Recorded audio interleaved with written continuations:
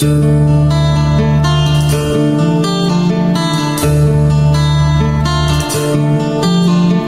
chiedo proprio a te, Maria, oggi non andare via, dammi ancora quel sorriso che si compra poco.